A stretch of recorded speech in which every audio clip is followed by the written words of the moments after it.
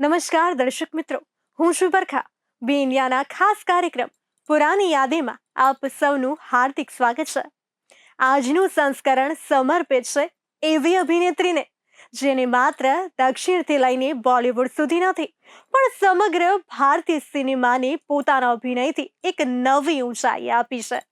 જેમની આંખોમાં અભિનય બોલતો હતો, જેમની અદાઓએ લોકોને ઘાયલ કર્યા, જેમની હાસ્યભરી ભૂમિકાઓ અને ગંભીર પાત્રો બંનેમાં જાદુ હતો. તો હા, આજે આપણે વાત કરીએ છીએ ભારતીય ફિલ્મ ઇન્ડસ્ટ્રીની પહેલી મહિલા સુપરસ્ટાર શ્રીદેવીની. 13 ઓગસ્ટ 1963ના રોજ તમિલનાડુના મિનપક્કમમાં જન્મેલી શ્રીદેવીનું મૂળ નામ હતું શ્રી અમ્મા યંગર અય્યપ્પન. બાળપણથી જ ફિલ્મોમાં રસ હતો અને માત્ર 4 વર્ષની ઉંમરે એક તમિલ ફિલ્મ કંદન કરુણાઈથી શરૂ થઈ ગઈ તેમની કારકિર્દી.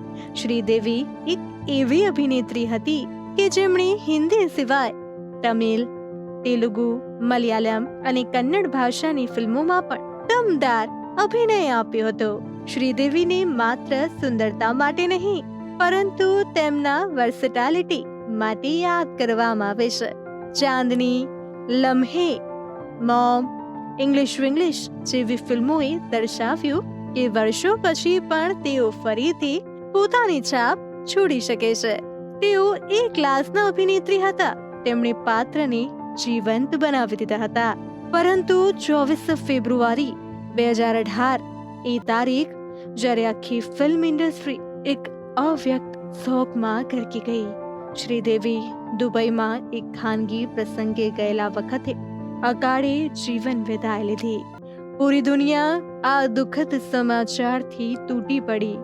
ભલે શારીરિક રીતે આજે તેઓ આપણી વચ્ચે નથી, પરંતુ તેમની ફિલ્મો, તેમનો અભિનય, તેમનું હાસ્ય અને નૃત્ય હંમેશા જીવંત રહેશે. તો શ્રીદેવી માત્ર એક નામ નહીં, એ તો એક પૂરી સંવેદના હતી, એક જીવંત સંસ્કૃતિ જેવી. જેમણે અભિનયને એક નવી ઊંચાઈ આપી, જેમને જોઈને લાખો યુવતીઓએ સપના જોવાના શીખ્યા. એમના નૃત્યમાં અલગ અદા, એમના હાસ્યમાં જ એક અલગ જાદુ અને એમની આંખોમાં લાગણીઓની નદી વહેતી હતી. ફિલ્મ જગતને આજે પણ એમની ખોટ સતત અનુભવાય છે. તો ફરી આવી જ એક અનમોલ સફર લઈને મળીશું બી ઇન્ડિયાના પુરાની યાદીના આગામી એપિસોડમાં. ત્યાં સુધી જોતા રહો, માણતા રહો તમારું મનપસંદ શો પુરાની યાદે, ફક્ત બી ઇન્ડિયા પર.